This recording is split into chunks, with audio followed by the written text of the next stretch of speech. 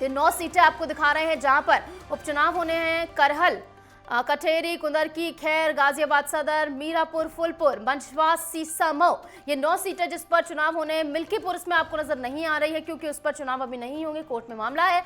और ये कुल 9 सीटें जिन पर मुकाबला जो है वो काफी ज्यादा कड़ा देखने को मिलने वाला। कुछ ऐसी सीटें भी हैं इसमें जिन पर मुकाबला जो है वो बेहद दिलचस्प होने वाला है। फुलपुर की हम बात कर रहे हैं जहां पर सीधा मुकाबला समाजवादी पार्टी और बीजेपी में देखने को मिलने वाला है।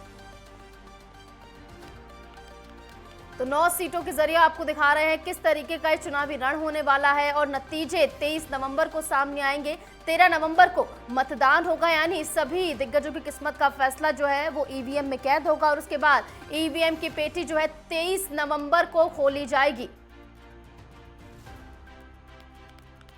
और उत्तर प्रदेश में उपचुनाव को लेकर सियासी जंग इस समय जारी है। इस पर ज्यादा जानकारी के लिए हमारे साथ हमारे प्रमुख संवाददाता लालचंद भी जुड़ गए हैं, तमाम जानकारी साझा करेंगे। लालचंद, आज सुबह सुबह बीजेपी की एक बैठक भी हुई थी, उसमें क्या कुछ सुबह जिक्र कर रहे थे कि तमाम संगठन में बदलाव के ऐलान किए जा सकते, तो उस बैठक का कुछ सार निकल के आया है क्या अब तक? देखिए निशो, बीजेपी की संगठनात्मक ये बैठक है जिसमें चुनाव को लेकर जो है चर्चा की जा रही है।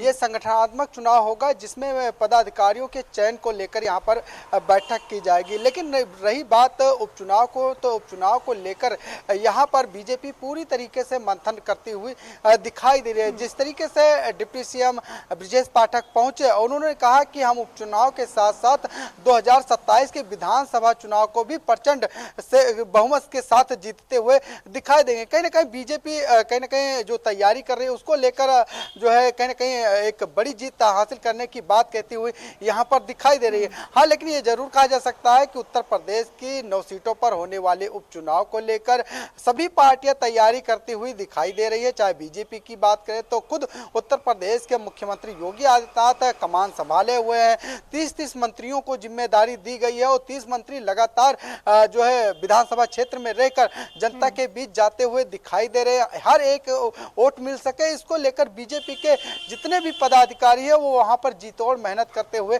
दिखाई दे रहे हैं। ऐसे में ये बात करें समाजवादी पार्टी की, जो मुख्य विपक्षी दल है, समाजवादी पार्टी और बीजेपी के अंदर ही टक्कर देखने को मिल रही है, क्योंकि समाजवादी पार्टी भी जिस तरीके से दावा करती हुई दिखाई दे रही है कि वो 9 सीटों पर जीत हासिल करेगी, क्योंकि पहले ही जो है 5 सीटें बीजेपी की रही है, 5 सीटें जो है समाजवादी पार्टी की रही है, लेकिन 9 सीटों पर ही चुनाव हो रहा है। ऐसे में ये देखने को मिल रहा है कि दोनों पार्टियां कहीं ना कहीं दमखम दिखाती हुई दिखाई दे रही है। लेकिन कौन जीतेगा, कितनी सीटें किसके खाते में होगी, ये देखने वाली बात होगी। लेकिन हाँ, ये जरूर कहा जा सकता है कि इस बार उपचुनाव में सभी लोगों ने जो है जातीय समीकरण साधने की कोशिश की है। जिस तरीके से बीजेपी ने पीडीए की काट निकाली और 5 पिछड़े वर्ग के प्रत्याशियों को मैदान में उतारा, 2 ब्राह्मण चेहरे को उतारा, इसके साथ ही 1 एससी और जो है चेहरे को उतारा है। यानी कि ये माना जाए कि कहीं ना कहीं पीडीए की काट जो है बीजेपी ने निकाली है, लेकिन पीडीए को लेकर भी कहीं ना कहीं समाजवादी पार्टी जो है आगे बढ़ती हुई दिखाई दे रही है। देखने वाली बात होगी कि पीडीए का फार्मूला इस उपचुनाव में काम आता है या नहीं। लेकिन हाँ, ये जरूर कहा जा सकता है कि बीजेपी ने इसकी काट जरूर निकाल ली है और यही वजह है कि 5 पिछड़े वर्ग के प्रत्याशियों को जो है मैदान में उतारा है। इस समय समाजवादी पार्टी की सपोर्टिंग रोल में नजर आ रही है, प्रेशर टैक्टिक्स का शिकार हो गई है कहा जा सकता है कांग्रेस। देखिए, कहीं ना कहीं जो लोकसभा चुनाव हुआ उसमें देखने को मिला है कि उत्तर प्रदेश में कांग्रेस की जो जमीन खोई हुई थी उसको वापस दिलाने में समाजवादी पार्टी का हाथ है। क्योंकि जिस तरीके से इंडिया गठबंधन हुआ, इंडिया गठबंधन के मामले में ही कहीं ना कहीं जो समाजवादी पार्टी की जो जमीन थी उसमें कहीं ना कहीं कांग्रेस अपनी जमीन ढूंढती हुई दिखाई दी। यही वजह है कि कुछ सीटों पर समाजवादी पार्टी ने जो टिकट दिया था उन सीटों में कहीं ना कहीं कांग्रेस जो है जीत के निकल के सामने आई है।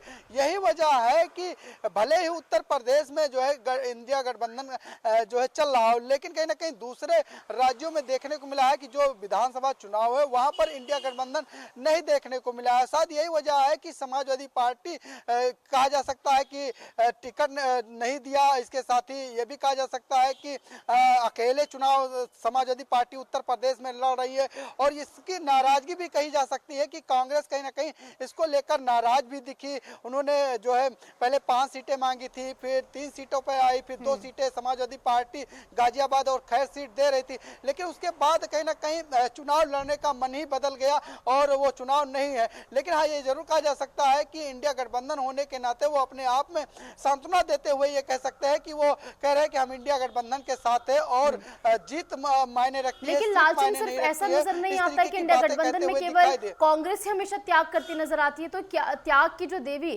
कांग्रेस बनने का प्रयास कर रही है, क्या उसके लिए भारी आने वाले समय में ये नहीं पड़ेगा? क्योंकि आने वाले समय में अगर वो आज झुक रही है तो कल को भी उसे झुकाया ही जाएगा।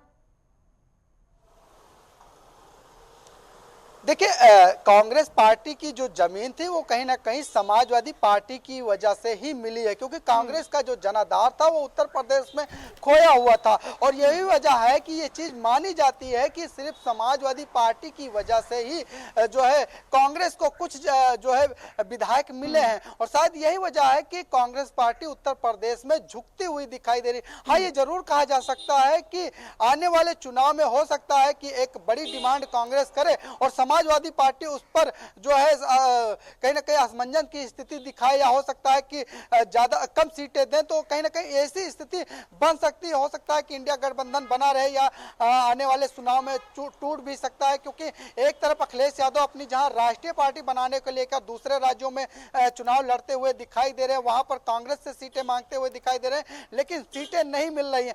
ऐसे में कहीं ना कहीं ये जरूर कहा जा सकता है कि इंडिया गठबंधन में अभी भी सब कुछ ठीक नहीं है। सीटों बंटवारे को लेकर